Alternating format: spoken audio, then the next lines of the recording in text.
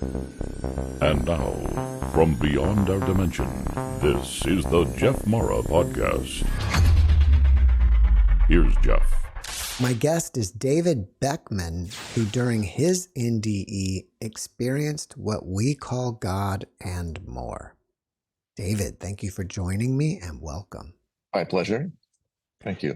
And David, can we start on the day that you had this experience and go from there? This happened on July 18th, 1988. I was on a river, the South Fork of the Payette River in central Idaho. I guess that's where you describe it, on a whitewater rafting trip. And I'll just kind of set it up for you how I came to be there.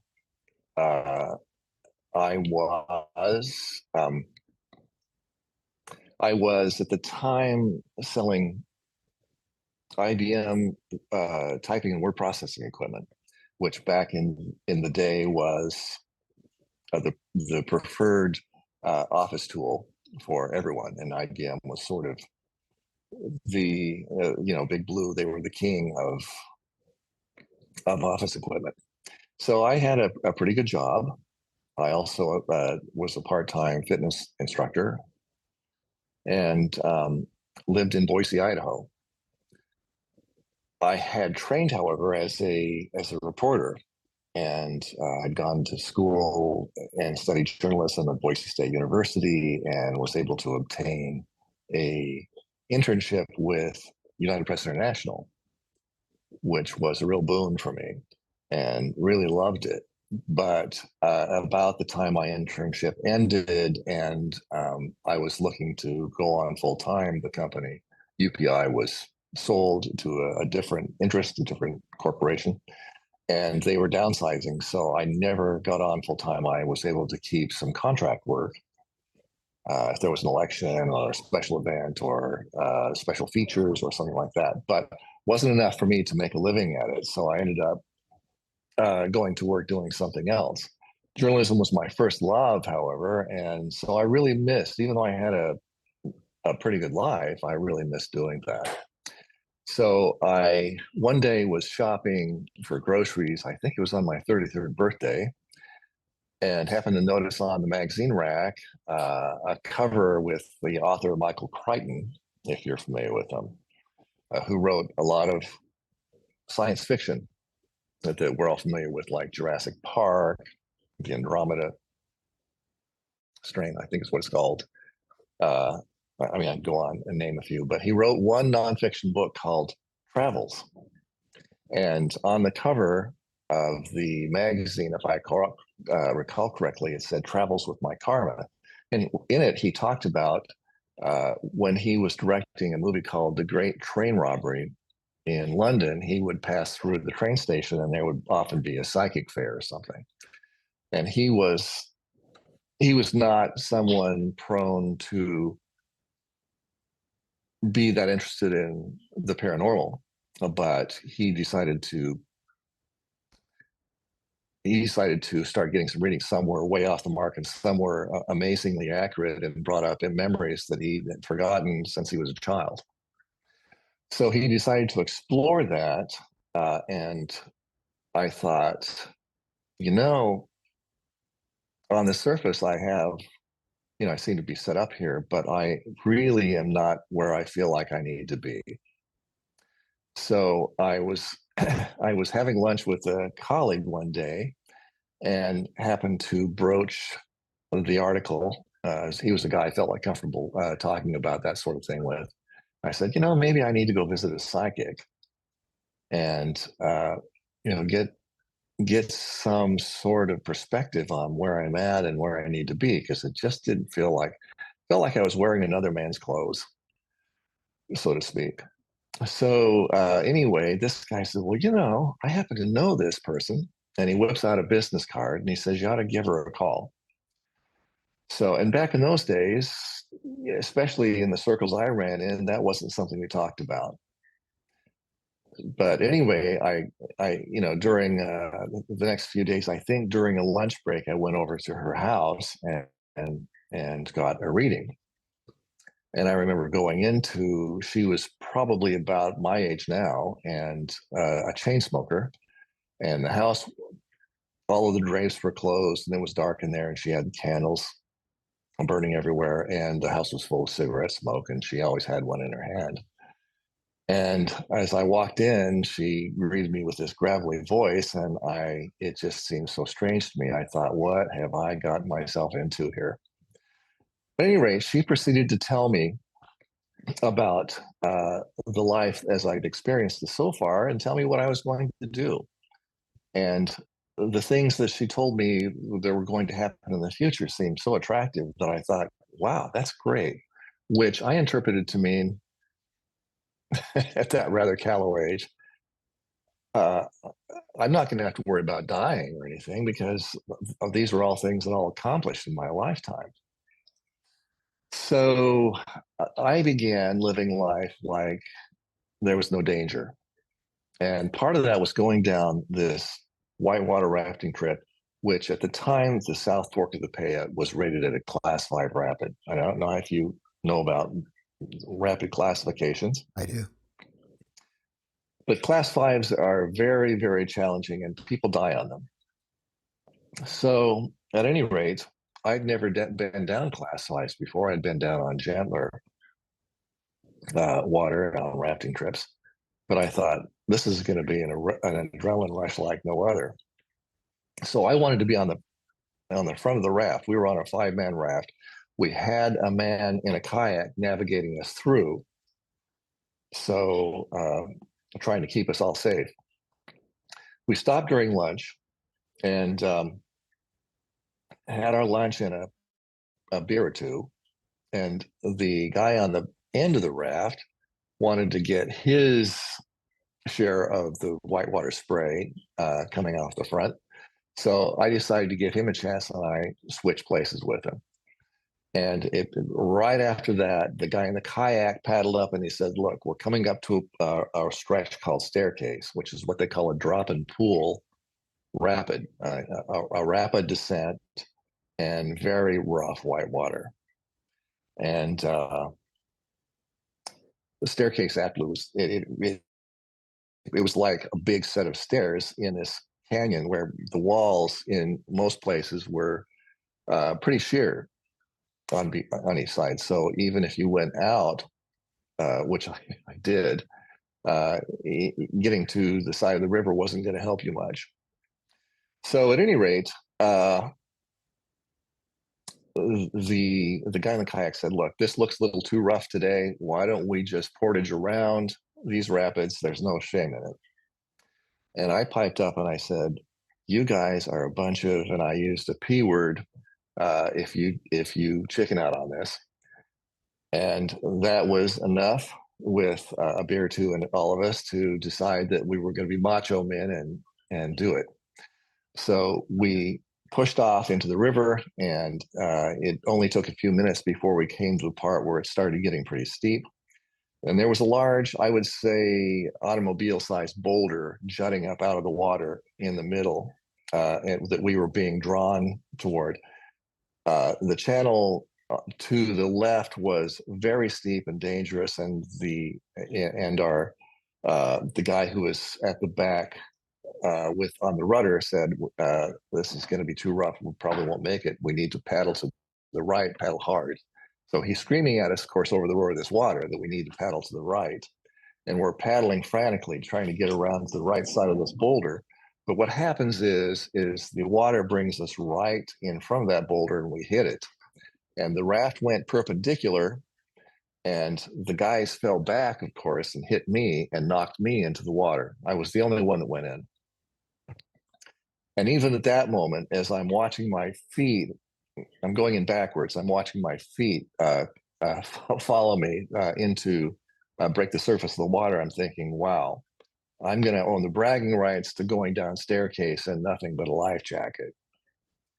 So it took about 5 seconds more before I felt the force of that water to know that I was in real trouble, because there was very little I could do to control what was happening to me. The hydraulic force of the river was just tumbling me uh, over the lip of what I call the stair, or these big boulders, little waterfalls, and dropping me down at the bottom, and then it would twirl me. The force of the water coming down would keep me submerged into a very dark and actually quite quiet place, but you could feel it pressing you down and twirling you around.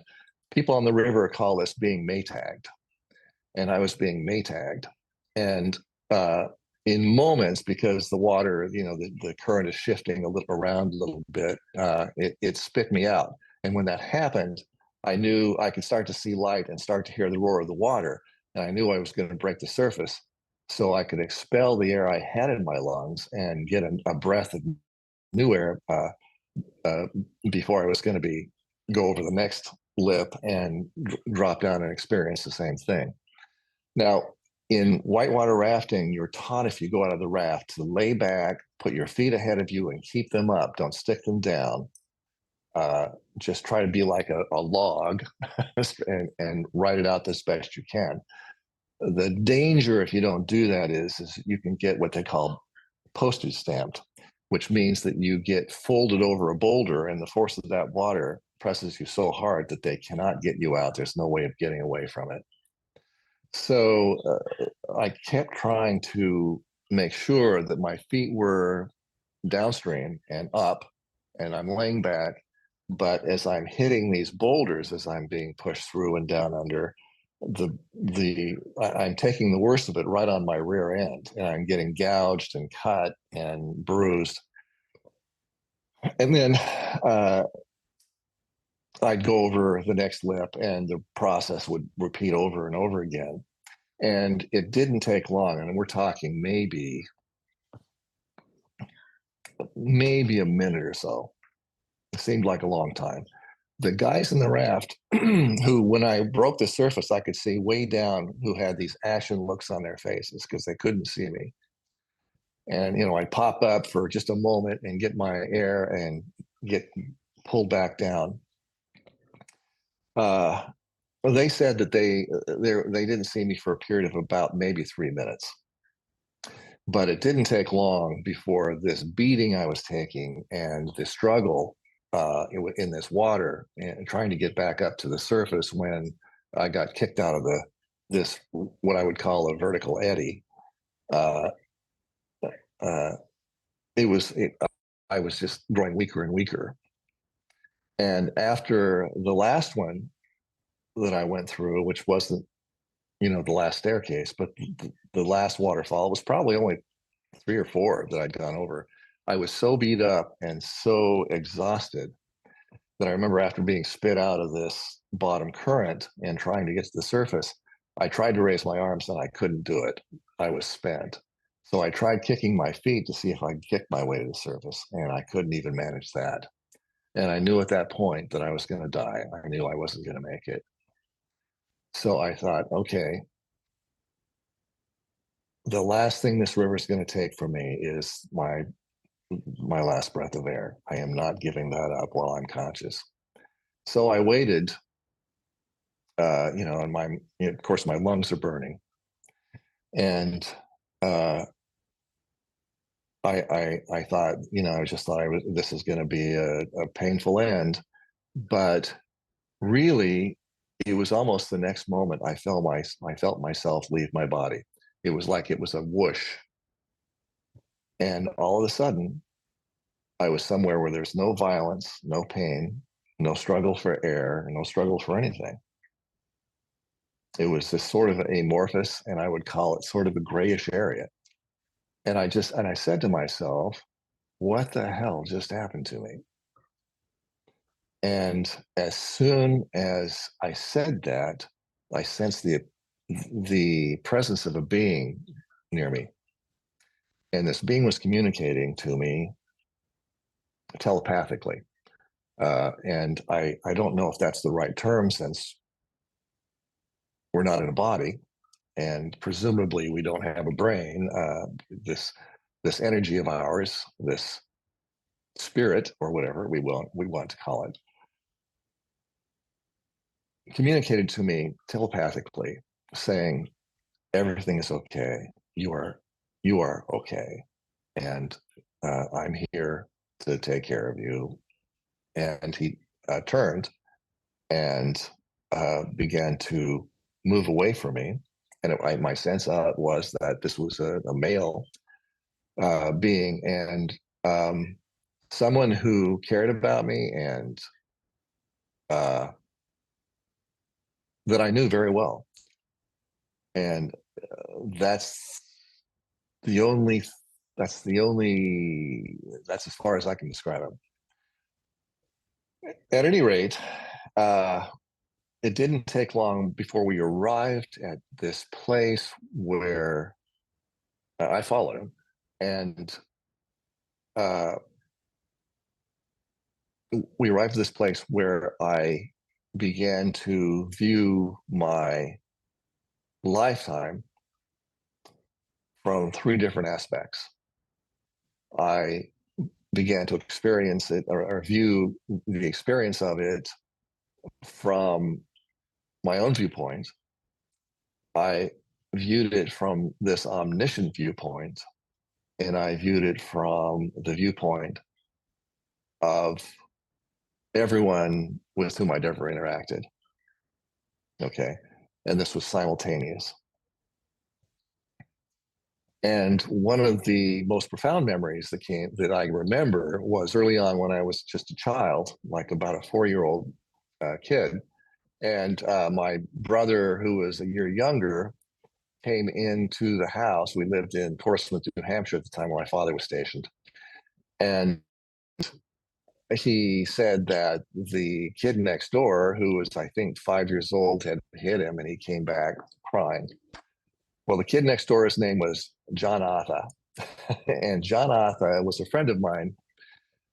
I remember one day sitting on his chest in the front yard, saying, "Say, Arthur, let's say, car, you can do it." At any rate, John Arthur and I were buddies, but when I went outside and I saw him in his yard, I was going to see what had happened, and I was going to get a little retribution for my brother. And I saw this stick as I got on the lawn, and I grabbed it. And it was probably about 1.5 feet, 2 feet long, and maybe big around as your thumb.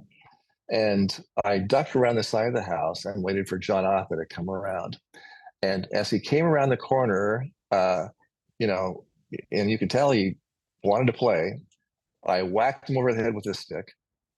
And he immediately grabbed his head and started screaming and crying. And in this life review, I got to feel what he felt.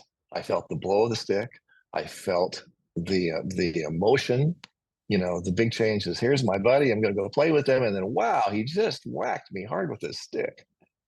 And it went on from there. And what a surprise that was, that I could feel what I had done to others. So we moved on, and I got married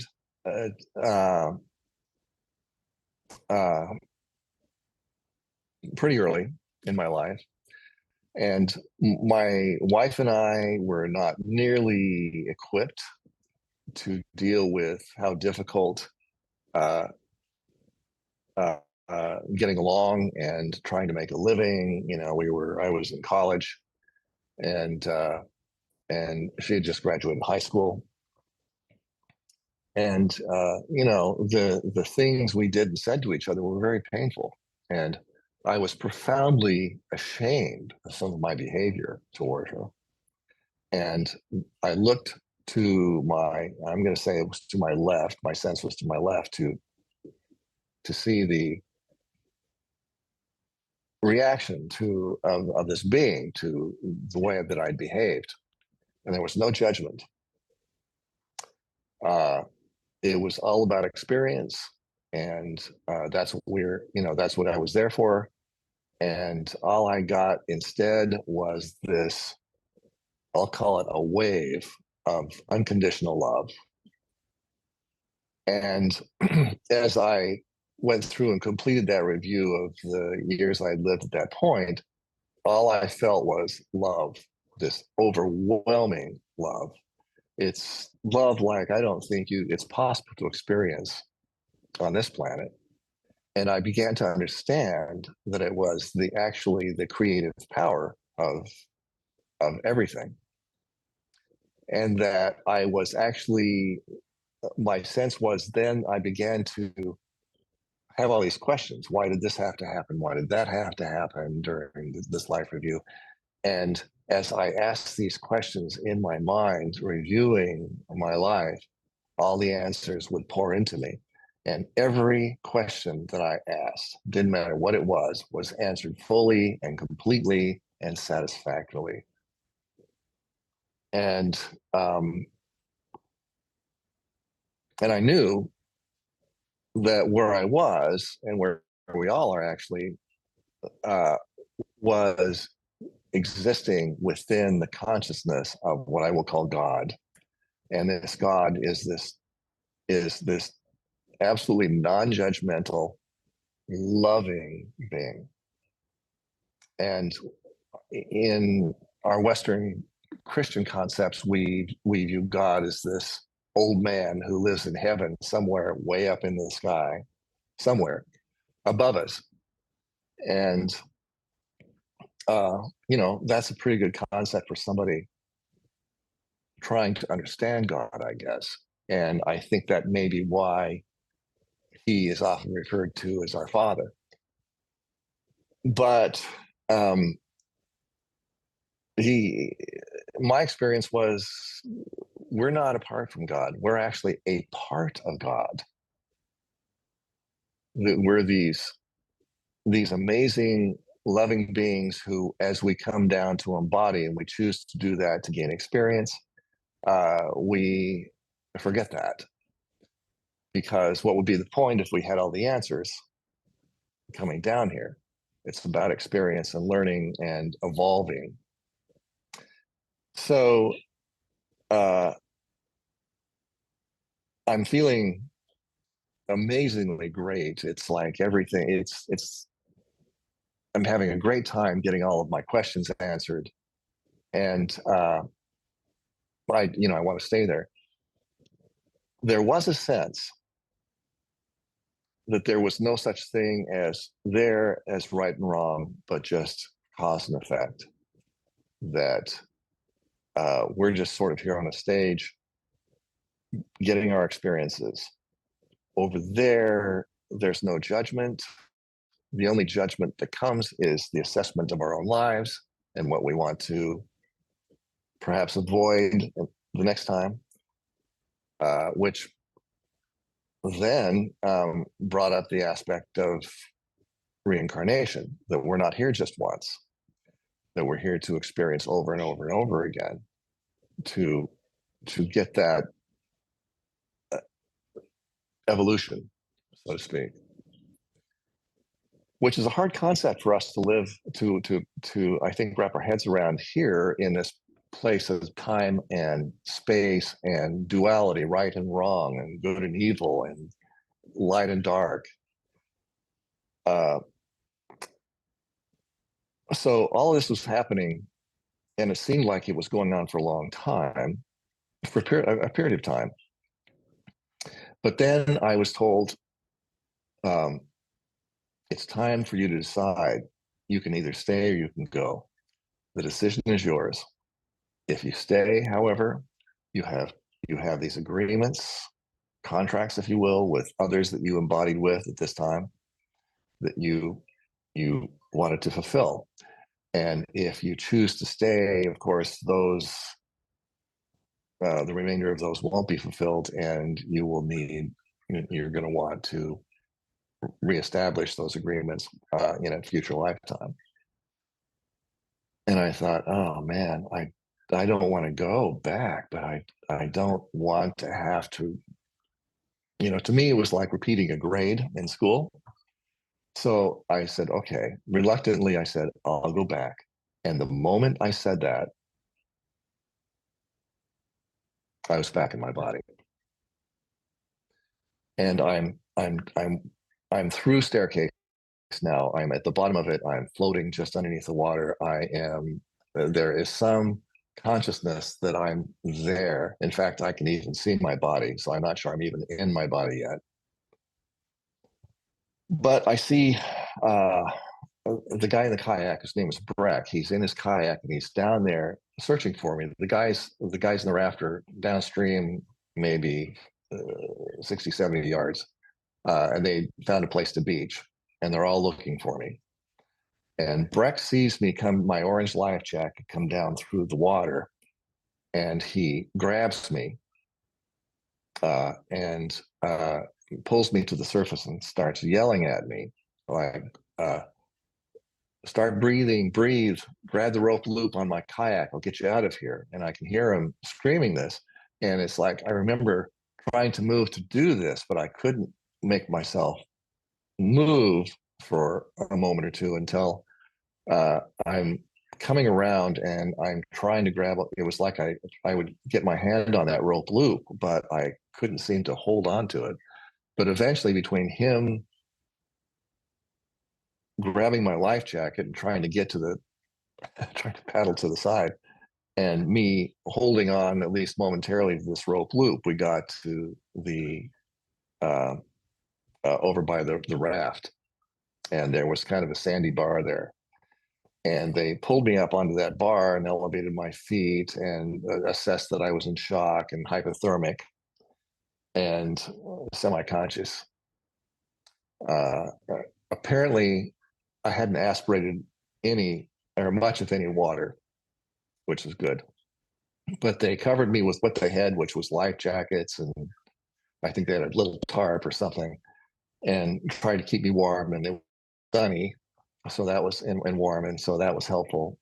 And didn't have any cell phones back then, so the only choice we had at that point was they put me back in the bottom of the raft, lying down, and we had probably another couple hours to go where I rode down. I remember how painful it was because I was pretty gashed up and bruised on my backside, so laying down was not the most comfortable position. But I was conscious and I was alive and I could feel pain, so uh, I was probably going to make it. Um, anyway, as soon as we got to the where our cars were parked, where we pulled out, I was able to walk and move around a bit. And they asked me if I wanted to go to the hospital, and I declined. So I went home and just basically stayed home for a week or two. Don't remember exactly. But during that time, I'm trying to process what had happened to me. And I wanted to be alone to do that. And what I had determined was whatever it was telling me that I was not in the right place in my life and I needed to figure that out. And about that time, within a day or two that I'm home, I get a letter from a friend of mine in another part of the state saying, who was an editor at a newspaper. And she said, "Look, there's a newspaper nearby who is looking for a reporter. We know you had this great job in Boise as an IBM guy, but uh, we just felt prompted to let you know about this." So I thought, yeah, this is my job. I mean, wasn't going to pay well. It was in a small town, but it was journalism. So I gave my notice, uh, and within a couple of weeks, I was gone and drove over and interviewed for that job, and I knew it was mine, and I in fact got it. So, and more happened from there, but that's the NDE. David, thank you for sharing your experience with us. Do you have any idea who the being was that first greeted you? Well, I don't, and I don't think it was. A lot of people say they see Jesus. I don't have any sense that that was who that was. It was just maybe a guide, someone I'd had an agreement with to sort of help me from the other side. Uh, some people call them angels. whoever it was somebody who I had an agreement with to kind of watch over and care for me, and it was somebody who really cared uh, about me. I thought you said that he seemed familiar. Yes, yes, I would say that maybe it's someone that I'd embodied with before, who was a great friend. I don't know. I don't know how many memories came up through your life review, but you only spoke about negative ones. Were there positive ones as well? Well, interestingly enough, yeah, I mean, there were. I was a kid who loved animals. You know, if I found a wounded wild animal somewhere, or even a domestic farm animal or something, I was known for picking it up, taking care of it, nursing it back to health, that sort of thing. That's what I did. I uh, and yeah, I mean, whatever. To your point, I think whatever actions that we take sends out ripples. So that if you have a positive aspect, a positive experience with someone, that sends out ripples, and it comes back to you in some way. If a negative obviously has the same effect. Um,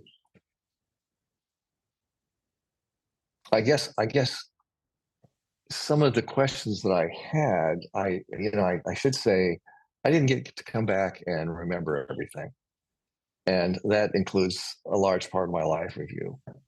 And I'm not sure why those aspects that I do remember were so prominent in my memory that I have now of it. But I think they were to show me that um, there's a very, very real truth to whatever goes around comes around. Uh, Offer to others what you would like them to offer to you. Um, I learned that the type of well, first of all, I'll say that I learned that I would probably be able to access information as I needed it, but I had to go back into myself to do that. And that brings up another important point. Um, your highest authority should be that little, what I'm going to say, what Hemingway called the shock-proof bullshit meter that you have right next to your heart, or maybe it is your heart. That should listen to what's going on there. The prompting, whatever, that should always be your highest authority when you're making a decision about anything. Don't let any authority figure or so-called prophet or priest or pontiff uh, tell you anything that doesn't sit right here. Okay. And if you are, if you are a member of a spiritual community that uses a book like the Bible or the Quran or the Torah, use that for guidance, but always come back to what you're feeling right here. And that will be your best guide. You can always find your answers there if you get quiet and listen to it. Do you feel like this NDE was a course correction for you? And if so, do you think you were supposed to have it? I used to call it a cosmic kick in the because I really do feel like it was a course correction, and I really do feel like I sort of needed it. Could it have been planned pre-birth? Well, certainly, I think it might have been an option. you know, I don't know if it was something that was set in stone. I don't really believe that there is I think that we always have a choice in matters. That our course may be pre-planned out, but directions you could take, variations in course, that sort of thing. You mentioned that we are a part of God. Why do you think God wants to experience all these negative things? I think that what appears negative to us is just a part of the cause and effect nature of our existence. Okay. That's kind of hard for a lot of us to wrap our head around. And take an extreme case where some person murders another person, takes the life of another person in a particularly abhorrent way. Um, so human beings, we want justice. We want things set right. A lot of us want revenge. I don't think there's anything necessarily wrong with with a lot of that. I think that we should seek justice here. But I don't think that God sees that necessarily as negative as much as it is, what does this experience teach you? What did you learn from it? Maybe these people involved in this transaction chose to do this so they could experience one side and then the other. I will say that I had a sense that, and I've heard it said this way, the universe keeps a perfect set of books so that what you put out there is what you will receive. Therefore, if you walk around fearful and negative and angry, that is the energy that's going to come back to you. And that's the existence you're going to live. And how many of us know people like that? On the other hand, if you take the example of, and I'm going to call him Jesus of Nazareth, for a lot of reasons, I think I might have said that I don't consider myself a traditional Christian. Huge admirer of this teacher called Jesus, amazing being, and certainly one I want to emulate. You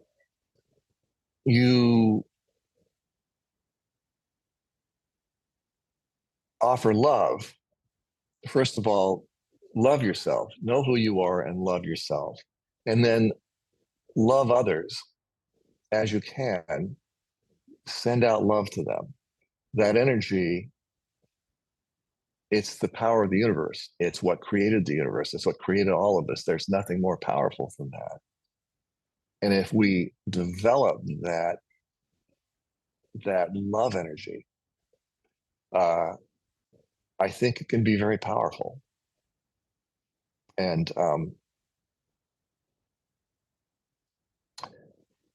I think it can help us overcome a lot. How many of us experience these negative experiences over and over and over again?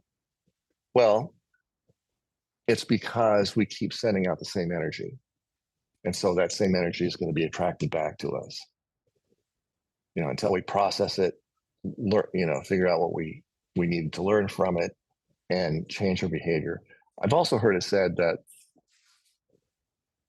the universe doesn't recognize the negative. So let's say you have a really negative, let's say we're in a relationship with a person that is really not good for us, who is maybe self-destructive and destructive to the relationship and to you. And you finally get away from this person and you say, I never want to experience that person, that kind of person again. And, so it's like the universe takes that order and it goes back to the kitchen and the negative is stripped from it and order up. Here comes the next one. So,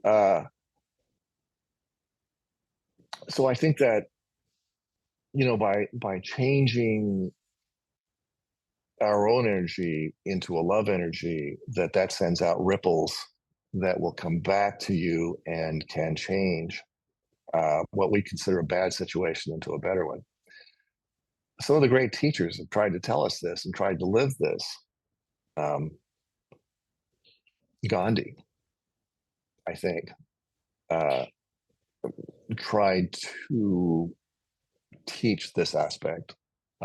Certainly Jesus did. Um, Gosh, who else? I mean, Martin Luther King, to a certain extent, was very.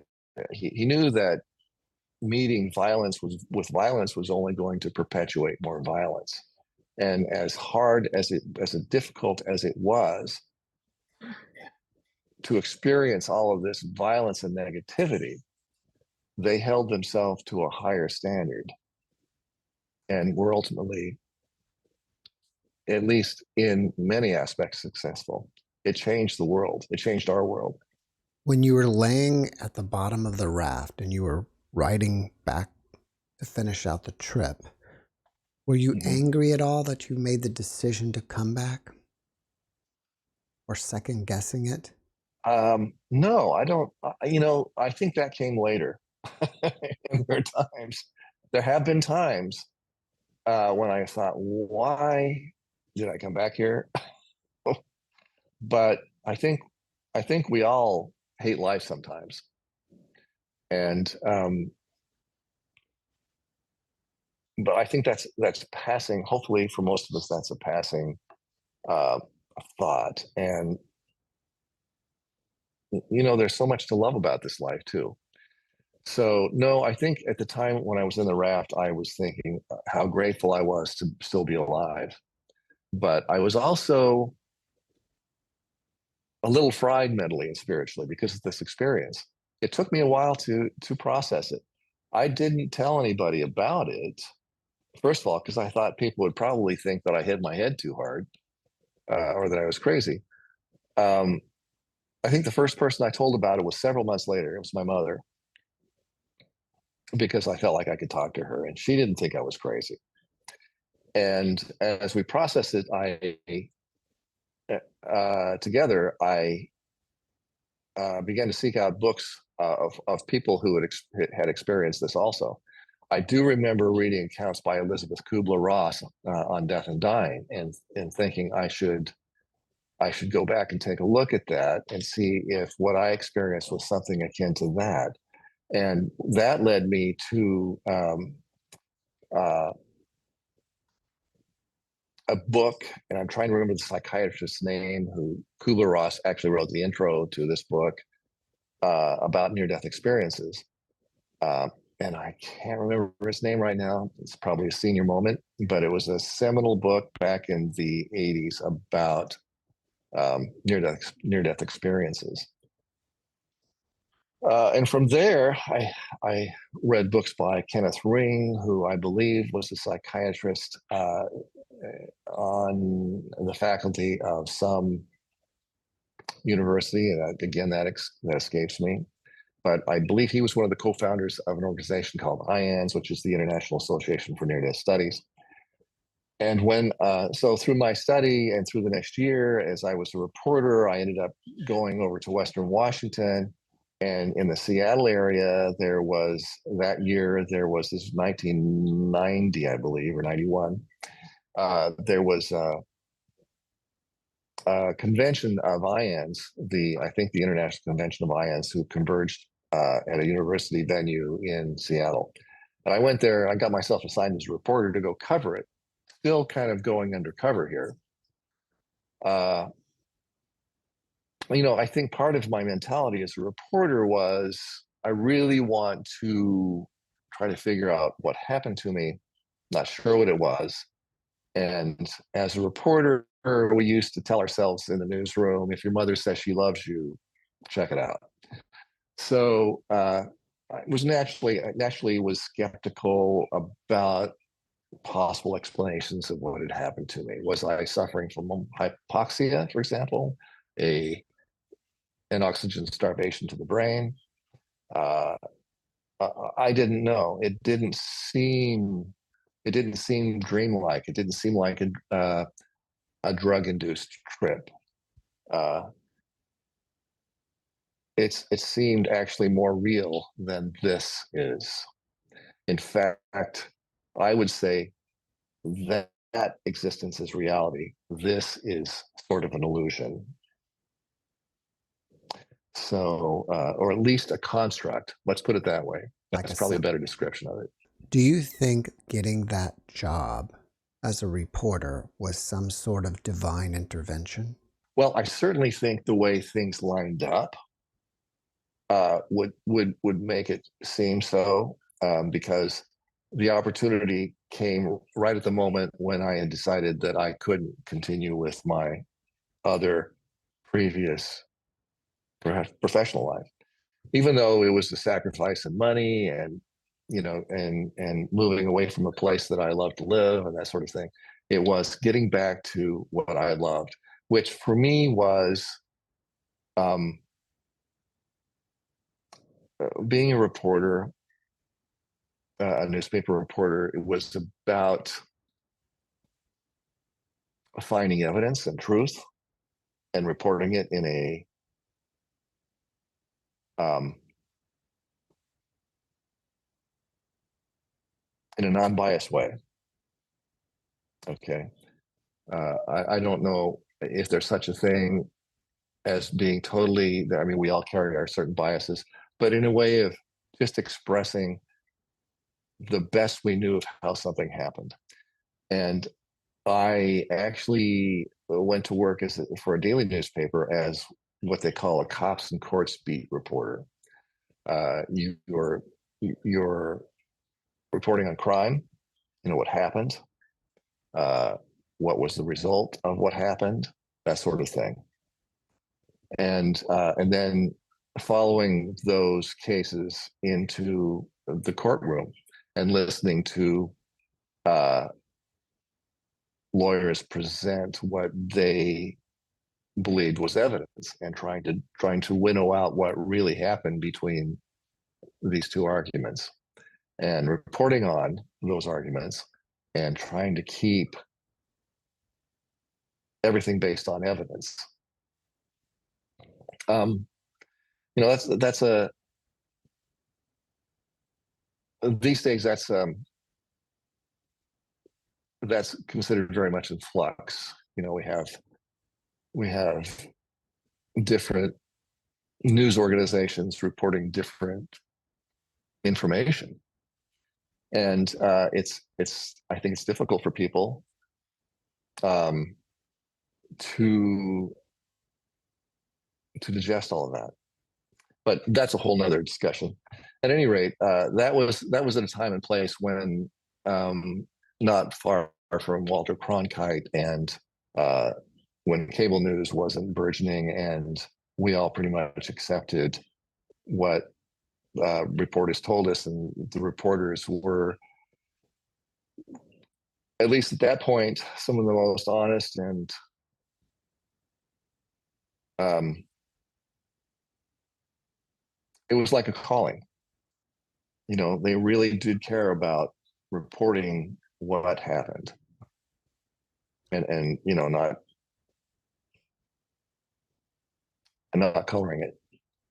So yes, and that was important to me. That was a big part of who I was. I guess still am, but I'm no longer a reporter. I haven't been a reporter for a long time. So As a near death experiencer, is it easy to spot people who claim to have had one but haven't?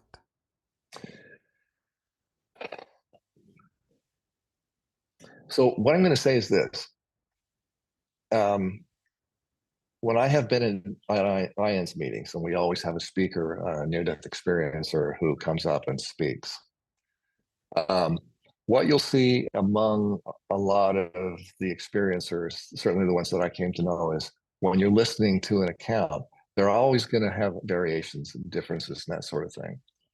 And you'll find us nodding our heads, and you'll look around the room and you'll see us nodding our heads. Uh, I've also been given accounts or heard accounts of people who are trying to maybe manipulate some of that information to parallel a particular belief system Okay. And when we hear that, or just something that's just doesn't feel genuine at all, and I just have to say we go by feel, and I'm not. It's intuition. Then our sense, we have a sense that we're listening to somebody who maybe is up there to maybe has a different motivation than just speaking about a genuine experience. Can you elaborate on the difference over there with time versus what we experience here? Well, I can tell you that what felt like maybe half a day over on that in that place was obviously 3 minutes or less uh, on this earth plane. Can I call it that? Uh, in this place where we experience time and place differently, time and distance. Um, so for example, we consider heaven some other place. I would say it's more of a different dimension than a location. Um,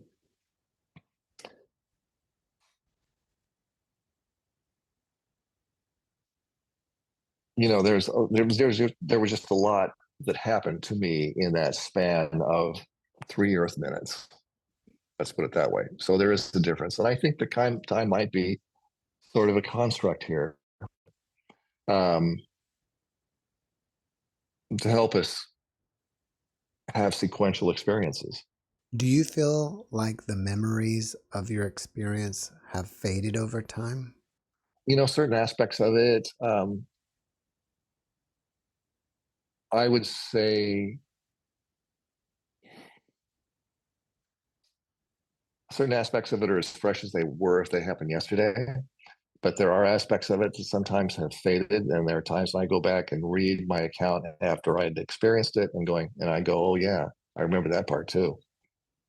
So, and I'm 68 years old, and so I do have senior moments. At times my memory isn't as good as it used to be.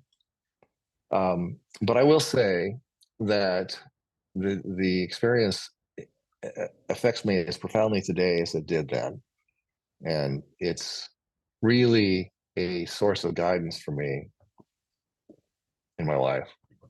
After your experience, did you notice that you had any new abilities that you didn't have prior that could be considered psychic? Yes. Afterwards, I was very psychic. Um, there's an example of something that I forgot to mention. uh, some people have very visual near-death experiences. Mine wasn't so much visual, although there was that aspect of it, as it was sensory. So let me say this, because I want to say this too. When I was on the other side, I didn't get a sense that there was a heaven or hell. In other words, if we're just there for experience, and if there's no such thing as right and wrong, then why would some people go to one place and some people go to another? What I experienced was I was basking in what I will call the love and light of God, feeling inside the consciousness of this God who loved me and loves everyone more than they can possibly comprehend. And that is, man, I wish people could know that feeling. I think it would change their lives if they just knew how much they were loved. Um, but there were beings, let me say this, who were working through aspects of what I'll call guilt, of the things they had done that they were having a difficult time living with. And obviously, they're not living, but I mean existing with. That's why it's so difficult to try to explain that experience in our vernacular. But I had a sense that these were beings that were sort of holding themselves out of what I would call the love and light of God, but they were welcomed in anytime as soon as they had done their work to process these profoundly negative aspects of their experience that they were having a difficult time dealing with. Okay. These were beings on the other side. These were beings sort of what I will call outside of this periphery of the love and the light of God, beings that were holding themselves out of that love and light because of what they were trying to process. So, and if you want to call that purgatory or hell or whatever, I mean, certainly we all experience an aspect of that in this lifetime when we have these extremely negative feelings about ourselves.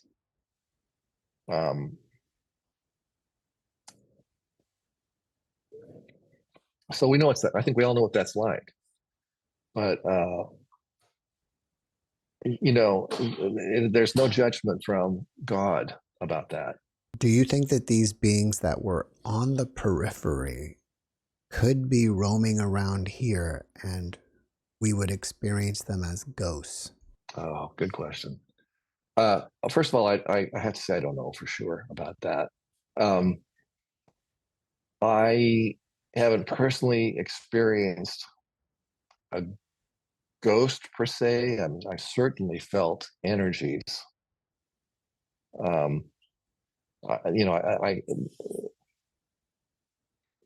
the best way I can describe it. I just feel it, okay, intuitively. My fiance and I booked ourselves into a so-called haunted hotel on Halloween night, just sort of as a lark to see if there were any strange goings on, sort of hoping to see what was going on. And we didn't. There was nothing out of the ordinary that occurred. But I have been places where I felt some very dark energy and didn't want to stay there. There have been times when I was at that very same hotel at a different time where I actually felt the presence of this energy who was a person that existed maybe 100 years ago or so. And I kind of described him to a patron who said that other people had actually seen this guy. So my answer is I don't know. I don't know if this is an energy that lingers. I don't know if it's just something I don't know. Well, after watching this podcast, people may want to reach out to you and ask you questions. Are you open to that? And if so, how do they reach you? Good question. I can supply an email address. It's up to you. What would you recommend? I don't know. Some people give out emails, some people give out their Facebook Messenger. It depends on what's comfortable for you. I'll tell you what, look me up on Facebook. That's a good place. Right. It's David Beckman. And, if you're trying to find the right David Beckman, I'm the guy that lives on Whidbey Island in Washington State. So, yeah, and I can certainly take, messenger messages and that sort of thing. I consider myself a bit of an introvert. I'm not somebody that goes out and tries to. If people come to me and want to know about my experience, I'm certainly happy to tell them, but it's not something I try to promote at all. I just enjoy living my life in relative privacy. Having said that, I have put myself out there on national TV from time to time, so it's not like this is a strange experience, but it's not something I seek out by any means. So look me up on Facebook. Well, before we finish up, can you leave us with one last positive message? Well, I just want to reiterate that you and everyone out there are loved profoundly, that you are a spiritual being, here to have experiences. You wanted to come here and embody. You've probably done it many more times than you can recall. You're probably going to do it again and again. And it's all about gaining experiences and growing as beings. And I'm not sure where this all heads, but your essence, your energy is divine. Let it guide you that way. I want to say, we all think that we live in perilous times. There's probably all times are probably considered perilous. Let the better angels of your nature guide you. They will guide you. And God bless you all. David, thank you for your message, and thank you for being my guest. My pleasure. Thank you. Thanks for watching the JeffMara podcast. I really appreciate you. Another way to show support is through YouTube memberships. And if you do, there are loyalty badges and other perks depending on your level of membership. All you need to do is click the join button underneath the video to find out more. Thank you for your support.